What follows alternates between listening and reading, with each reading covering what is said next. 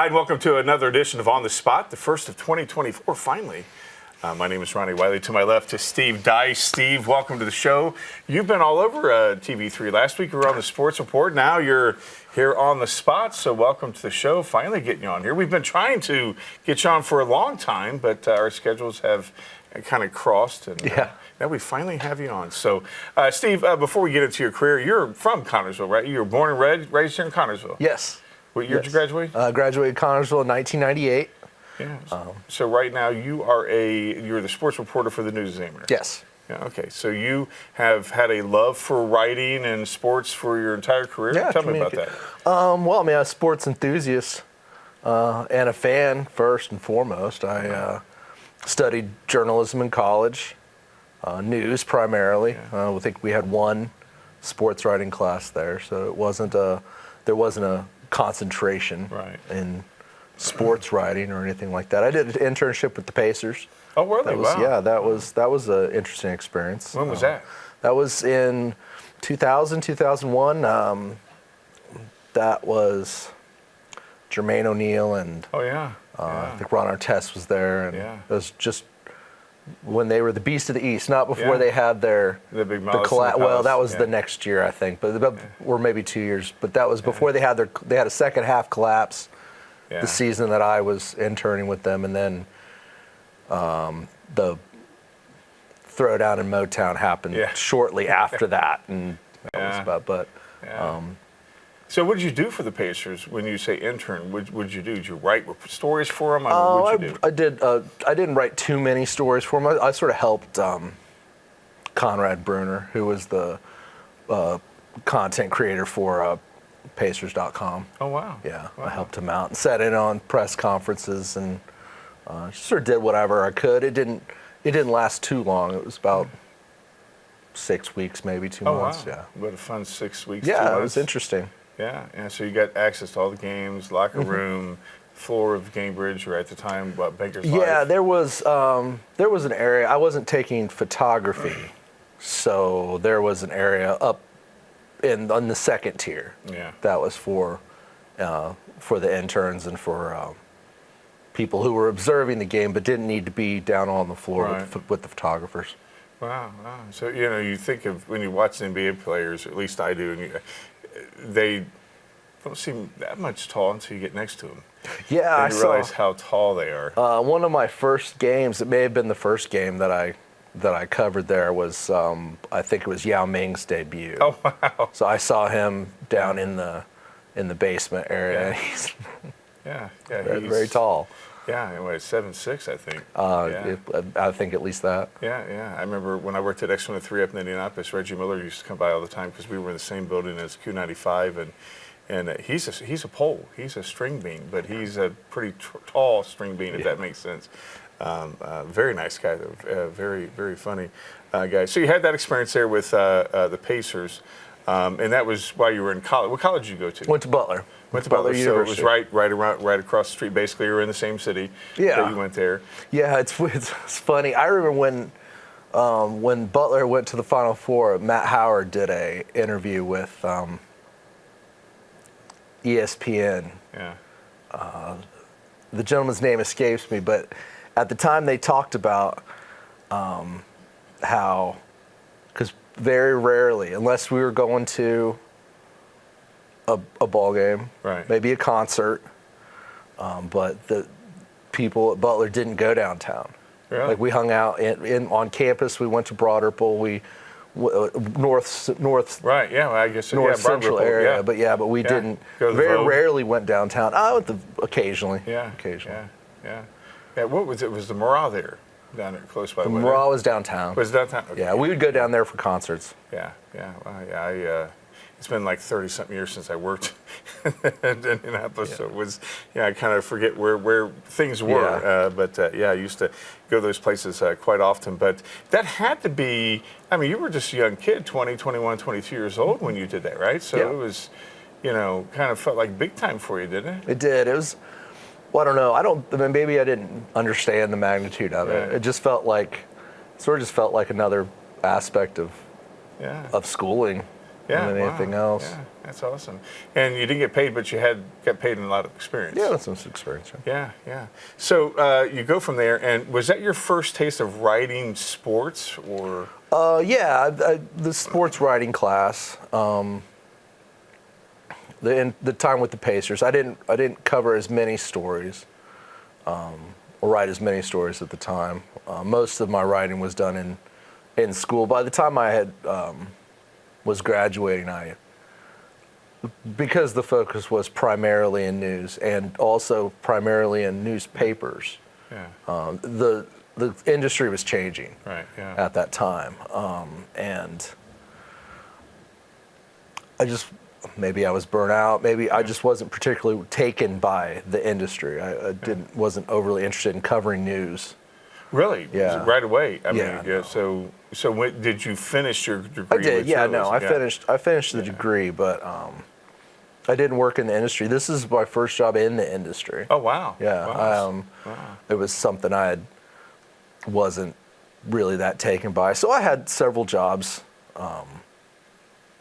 What year did you graduate college? College in 2002. 2002. So 2002 is when you were graduating college, and you realized, okay, I'm not sure if this is what I want to do, but you had it in your back pocket. Yeah. You knew it was something. Yeah. Well, this was within the late 90s was it was still go to college and get a degree, and it doesn't matter what it's in. Right. Yeah. I think it was changing. I think things were changing at that time. Yeah. But I wasn't sure that we were overly aware of that. Right. So I came out with the degree, but without much of a desire to cover news. Right. Yeah, obviously I wanted to be in radio, and so when I was a kid, I just wanted to practice being on the radio. I just had to be good. I didn't have to have a degree, and when I got older and the radio business changed, I went back to school, and so I got a degree in humanities from IU East, to my concentrations in creative writing and communications, which basically means I can write a story and tell you about it, or I can tell you about a story and write about it, or so, whatever, so it's I'm not sure how much it's helped me, but at least I know I accomplished something, because that 4 years was kind of tough. Well, Especially when I had kids and everything. So you felt accomplished when you got your degree. Of course. And did you come straight home, or did you stick around in Indianapolis? Well, yes and no. My first job out of college was here in town, but I was still living in Indianapolis, and I was also. So you were commuting. I was working here, but also some in Richmond and in the region. So and also that's what I did. Some in not the region, not right. Yeah, right. Central Indiana. Yeah. I would come down and take care of what I needed to do here at the office, and make some stops, usually on my way back to Indy. So I was commuting. It was kind of the opposite of what most people do. You would live here and commute to Indy. Right, I was living in Indy and commuting to Connersville. Yeah. That's, so you we're doing the opposite, which is fine. What got you to finally move back to Connersville, and when did you do that? Did that about 7 years ago or so. I had been working at a bookstore. I worked at Barnes & Noble in Greenwood for a long time, and was living close to there. Yeah. And was just getting to the point where I felt that I wanted to change. But I did not want to commute in Indy. Well, no, I didn't have to commute. I lived within walking distance of the bookstore. Yeah. It was like 5-10 minute drive because of traffic. I could walk there almost as quickly as I could drive. And my desire to commute 45 minutes or an hour in traffic every day was I just really wasn't interested in it. The cost of living in the city was getting to be expensive. Yeah. I just was tired of living in the city and decided to come home. What would you do at Barnes & Noble's? I was bookseller for about half the time, and a head cashier for about the other half the time. Wow. So you decided, this is getting a little bit too expensive. I don't want to. I got to come home. Mm-hmm. And how was because that'd been probably almost 20 years since you went, because you went to college right out of high school.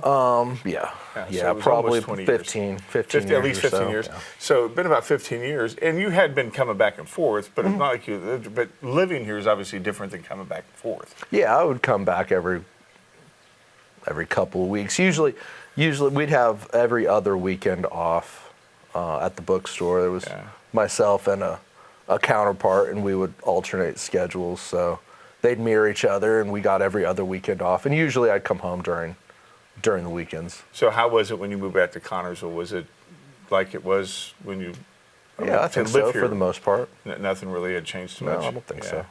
Yeah, I've never left since 1987. But it's funny though, you can drive around and think, man, it has changed a lot, even though it doesn't seem like I think so. I mean, it had been a while since I lived here. I mean, clearly there were some changes. I mean, Vistion was still in operation when I left, and probably some other businesses too that I was less familiar with. But it was nice. I lived out in the country for and it took me as long to drive the probably 3 or 4 miles into town from the country as it did for me to drive the quarter mile from my apartment to work, or the 45 minutes that it seems to take to get anywhere. Totally different lifestyle. Mm-hmm. Yeah. And I think people who have never lived outside of Connersville doesn't understand because I came from a bigger town into here, and my friends over there, that's all they know, and I got to experience both. And plus, at the same time, my dad moved out to Phoenix, so I got an even bigger town.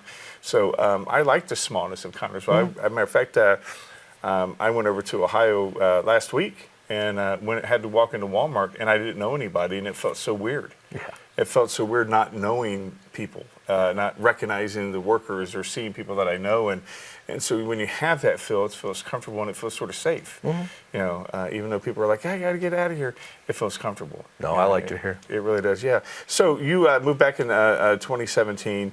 When did you start getting the itch of, maybe I need to start getting back into journalism? Well, I think it was just the opportunity came up. I mean, the News Examiner job for sports wasn't available. Grady Tate did it for 20 years, I think. He started the News Examiner covering sports just right after I graduated, and he did it for a long time. And I think he at some point there within the last few years became the managing editor. Yeah. And Matty Hoffer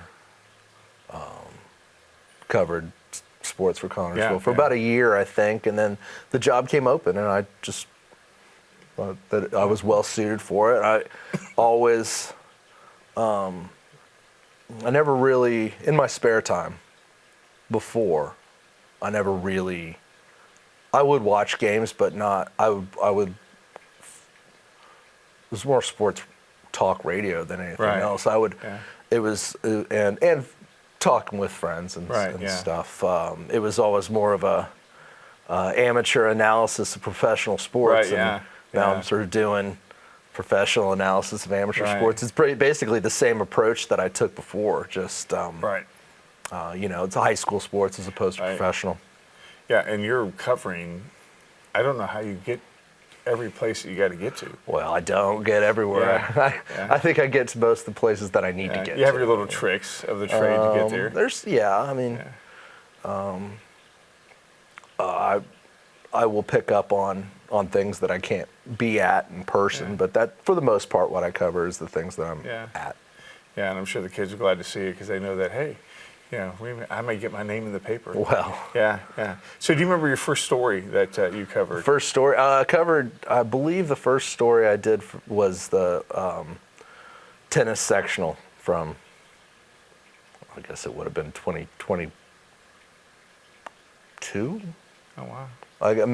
I came in about midway through the fall season. It's because we're in 2024, and it's like, man, that's only 2 years ago. It seems like you've been here so much longer. No, it was only about 2 years. Yeah, it seems like the seniors were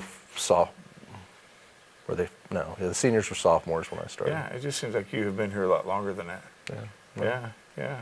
That's the impact you've had. Well, you've been here a whole lot longer than. Maybe it's because you have grown up here and lived here, and people know who you are. Yeah, it could be. So tennis sectional. Was it? Did you pull from things when you were the intern at the Pacers to take from there to the job you have now? That seems like that was so long ago. Yeah. No, I think more than anything, I just pulled from what I learned through the news. Writing. Yeah, from the education at Butler. It may be a little formulaic. There's several different styles that we used, but is one that seems to be the most prevalent. It's the inverted pyramid. It's the most. If you think about an upside down pyramid. Yeah. Oh, where you've got the most important stuff at the top. And you work your way down. Yeah. Most people just read the headline and maybe the lead. And that's it, yeah. Mm-hmm. So I did. I think it was 2018. Grady was going on vacation, and I did a couple things, and everything was in. If I remember right, it was you get so many words, and that was foreign to me or whatever. I was like, okay. I remember in college writing papers, everything was, how many words or how many pages or whatever, and it's like, so I kept going, okay, how many? Gosh, that's not much, that word count, and and I like to write very concisely, and I don't want to add words but it was, I found it very difficult to write what you do. Well, and when I was freelancing for Grady in 2019, because I dealt with word count, and we deal in inches. Oh, well, maybe that's what it was. Yeah, it's hard. Yeah, maybe Hanson was. Yeah, it's hard to figure out because it'll tell you when I enter my piece. I just sent it all to Bob Hanson, and he figured it out for me. When I enter everything into our software, it'll tell me how many inches of space it'll take up. But for example, the box scores at the bottom, they tend to get shrunken down, and I don't think that the total will include any photographs that we have. So. I know how much space I have to work with, but I don't always know exactly how much space I've used. So I try not to go over. I don't want stuff to get cut if possible. Yeah, you definitely got to keep the photos. Well, that's what definitely kids love those photos. I think that's what the people like. Yeah, I know. I remember when I was running the magazine, anytime I would not know if usually Don or Doug would have, I'd say, Steve, is this, and because I just want to make sure people get credit for it. Mm-hmm. And I remember when I was in college, we'd have, because we wrote, even though it was creative writing, we had to write articles and stuff, and I had a really hard time not inserting myself into it. And I had that. Is that? I really try not to. Because when you write, I read the story. I mean, you really tell the story about the game. I feel like I'm there, even though I know I was already there. I get that. That's a talent. Well, certainly try. Yeah. I mean, because I'm always like, I. So yeah. So, no. So you started freelancing in 2019. Yes. Okay. So what does that entail when you? Well, it was me and another guy, Kenny. Descombs. There was a job posting about I think we were just trying to help Grady out. Yeah. We're trying to get to stuff that he couldn't get to, and we would cover. I don't know. I would cover 1 or 2 events a week. I did a couple basketball games. I think I did a Union County football game. I think I did some, a tennis match and. A couple things here and there. Didn't do it for very long. Everything shut down in March of that year. So I did it for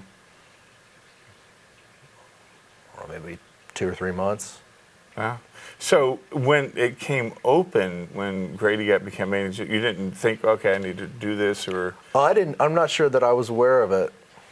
When it first came open, I think I became aware of it the second time. Okay. I was going to say, I figured you would be ready for it the first time. No, I don't think so.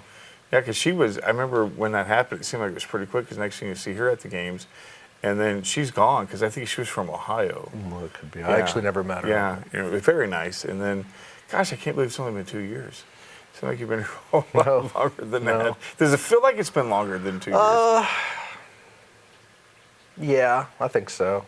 Yeah, because you don't have a 9 to 5. It's not like punching 9 o'clock or 9 o'clock punch out of 5. You're, all over. And then summertime comes, you have to find stuff. Yeah, the times I used to look forward to are now the times I dread.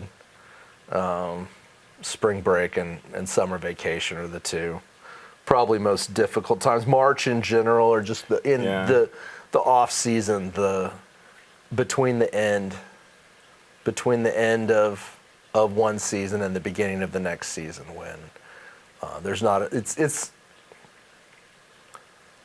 it's just easier to go to an event and come away with everything I need. I call spring break, or really the whole month of March, all summer, and then a couple of periods in between us. I call it hunting season because I got to go looking for stuff, and sometimes, sometimes things come together more easily than other things. Yeah. So that's where your creative juices have to come to flow. Yes. So when you're trying to find something, because again, the kids aren't doing really anything in the summertime, what kind of stories are you looking for? Do you do like Little League games? I should do Little League. I don't know. I don't really like to do results-based stories for youth sports. Really? A lot of my stories during the season are about who scored what, or what the result was. Yeah. When I do youth sports stories, I try to make it not about the result. Oh, make it about the kids and the fun they have? Yeah, hopefully, or about, generating interest in the sport for the kid, not so much, batting average or things like that, right? That's not really. Maybe a feel-good story. Well, I certainly hope so. Yeah. Sometimes it can be a little thin in the summertime. But then also, like, I will cover stuff that happens at the fair. And I'll cover, recaps. I'll sort of recap what happened with the season and the year in general.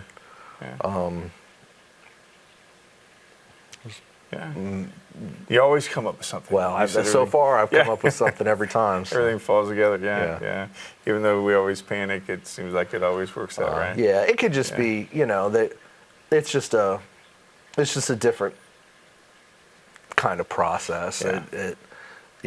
If I go to the basketball game tonight and when it's over, I'll most likely have everything I need to write my story for tomorrow. Yeah.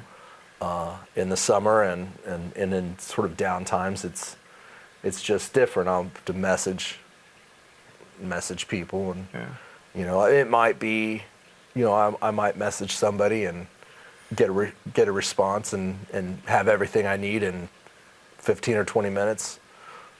It may be 3 or 4 hours. It might be they may not get back to you. Yeah, right. Yeah, it may be the next day. You just don't know. So you just sort of start the process and then make contingencies, and hopefully you don't have too many messages out at the same time, because then everybody tries to get back to you all at once. Right. And I like to be able to take the call when it comes. I don't want to have to say, "Oh, hey, let me call you back." So. Right. So when you are putting all now, do people call you up and say, "Hey, Steve, I got a good idea for a story"? Sometimes. You ever get that all the time? Yeah. Sometimes. Yeah. And do you ever use those? Occasionally. You try to do as much of those as I can. Yeah. So, and people can still. So how do the people get a hold of you? Just call the News Examiner and say, okay, yeah. Because I tell you, it's. I remember I'd get all the time when I had the magazine. Hey, this story. I'd be like, okay. Yeah, they can call the News Examiner. Yeah. I always liked having maybe better ideas than none, because there's times when we're scraping at the barrel like I have nothing. Please, somebody send me something. So anyway, so you're now here in Connersville. You're vested in Connersville.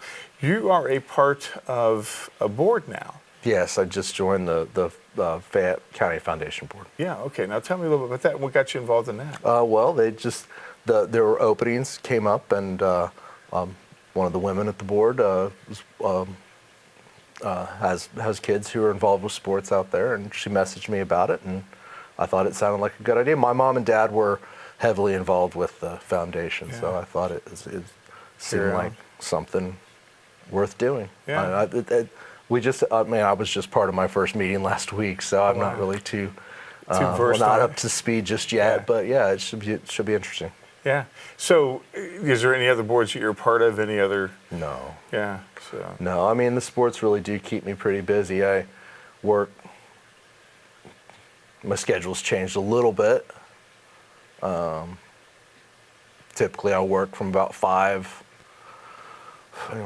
o'clock in the evening until midnight, maybe 2 o'clock in the morning. Get as much as I can for the next day done. Sometimes I finish everything. Sometimes I don't. Sometimes I have to go back in the next morning. But it's kind of an unusual schedule. Yeah, and you guys have a new office. We do. Yeah, we just moved into. It's right next door to the old office. We donated that building. Paxton Media Group donated that building to Imagine Performing Arts. Yeah. And we are renting out space in Smith Harvey Law Office. Yeah. And you said you had I think it was the other day you told me you had your own office now. Yeah, that's nice. That's nice. Well, we all shared space at the old building. Yeah.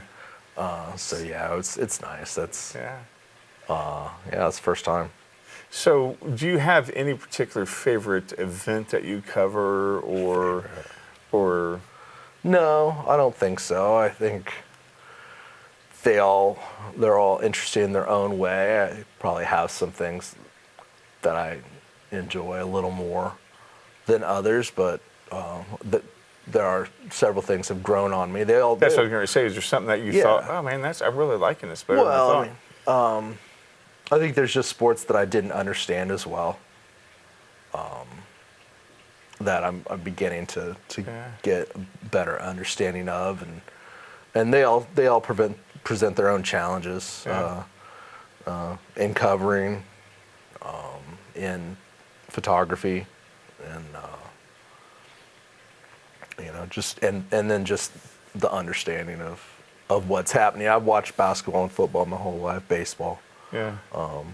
And then there's things. I ran track and played tennis, so I understand those were the racing sports. Who can go? You still play tennis? Fastest. No, I haven't played in a long time. Years now. I need to get out and hit. Every time I see Derek Matthews, I'm like, I am going to try to call you sometime to play. Never have. I need to, Derek. Sorry. Get my rackets. I'd have to get them regripped and restrung because they haven't been used in quite some time. Yeah, I look like a sumo wrestler out there playing tennis. I need to cut down. So as a writer here for the sports, obviously it feels good whenever the kids come up to you. I mean, and I'm sure you've had some kids. Thanks for my article, or yeah, it's rewarding. Yeah. That's probably the best part of it. Sure. Yep. Yeah. So, what's your plans for the future? We're going to cover the basketball game tonight. Yeah, that's true. Yeah, we got that. Cover sectional next week, and I expect spring sports will start here after March when I wrap up this stuff. And your schedule Saturday was crazy. You were up at the natatorium covering the swimming. Yeah, well, and then wasn't you had to the go craziest day. Yeah, I mean, I was in New Pal for swimming in the afternoon and went to basketball in Lawrenceburg that night. And, I think there was one day when I was at Richmond and Indy and New Pal, and one day when I had to cover the girls sectional that night too. Sometimes there's 3 event days, but usually it's just 1 or 2. Yeah. Well, Steve Dice, it's been a pleasure having you on the show. Thank you very much. Finally having you on the show. This guy is the sports guru here in Connersville, and you can catch him out on the pages of the News Examiner, and we'll catch you next month on The Spot. Thank you. Thank you.